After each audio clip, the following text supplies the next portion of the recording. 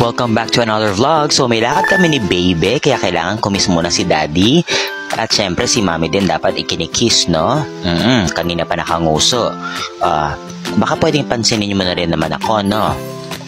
Asawa, mag-ilang minuto na nakabidyo, wala pa rin kiss. Please naman. Ay, pakiusap. Utang na loob, pisting yawa. Ayun, napansin. Ay, napisngi zone tayo. So for today's video, papakita ko sa inyo ang aking isa sa mga pangarap na gawin with Baby, ang pumunta somewhere na kaming dalawa lang. 4th month niya ngayon, pupunta kami ng Walter Mart para mamili ng ilang mga gagamitin para pang sahog sa Istapeti at saka na rin bibili kami ng jopper dahil paubos na ang kanyang jopper. Kaya gusto kong makabili ng e-bike kasi minsan yung pagka-tricycle, alam nyo na, ang pamasahe, mahal na rin at saka para makagala kami kapag gusto namin nang hindi kami nag-aalala na ay wala kaming pamasahe. Kaya sana makaipon kami for e-bike. Eto na tayo sa Walter Mart. Alam nyo, every time na pupunta kami dito, itong lady guard na to sa entrance dito sa part na to, laging napaka-pleasant, laging bati ng bati. And this time, binatin si Xander, kaya nakakatuwa. Hindi masyadong maraming tao dito, kaya nakakaaliw maglakad-lakad. And saludo ko sa mga mommies na nagki-carrier. Kala ko dati pantamad ang carrier. Yung pala, pang sustain ang carrier dahil habang lumalaki sila, pabigat ng pabigat at Diyos ko dahil mahaba na ang paghihele, kailangan talaga ng support. So, pasok na tayo sa grocery. Ayan, ang una natin bibili na yung mga essentials nating sibuyas at bawang.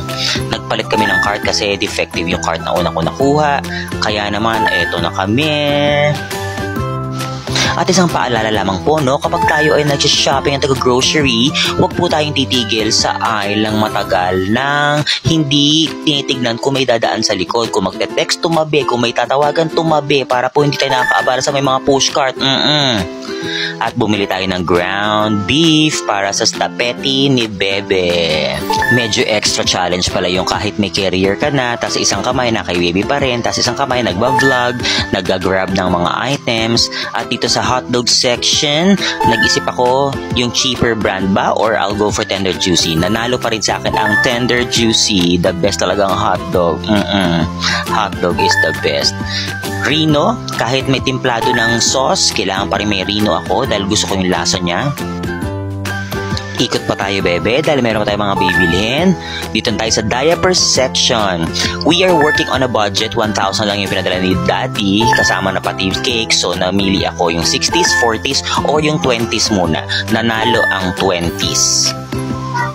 So far, we have everything that we need. The diaper na napakahalaga at yung sahog sa spaghetti. Pero dahil ambisyosa ako at medyo gusto kong pasosyalin pa ang Italian spaghetti aming iluluto for today's video, naghanap ako ng pwede pang ingredients sa idagdag sa 1,000 na budget na hindi naman kami kakapusin para makabili pa kami ng cake. Masyadong nanaig sa akin ng pagkabarat at pagkapraktikal, kaya naisipan ko next time na lang, mas marami pang event na pagsasaluhan.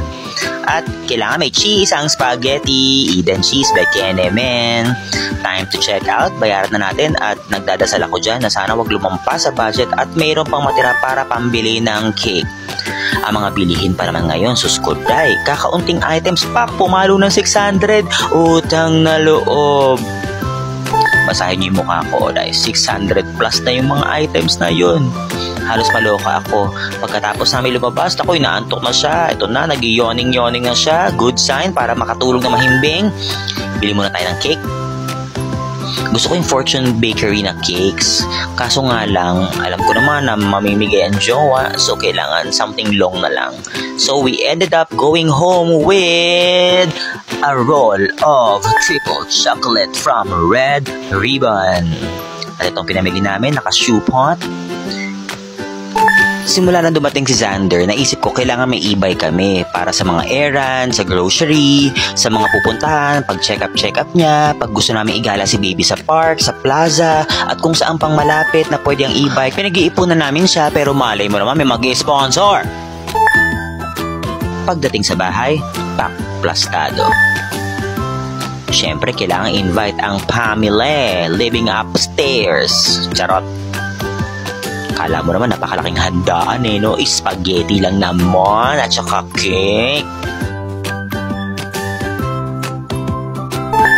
Maya-maya, mahimbing na ang kanyang tulog. It's a good sign para mamaya sa picture taking gising siya. Good night for the meantime. Makapagluto na muna habang tulog ka. So here we go. Itong aming mini celebration na kala mo pinagandaan ng 4th month ni Xander. Happy 4th month baby. See you sa next vlog. Subscribe and follow.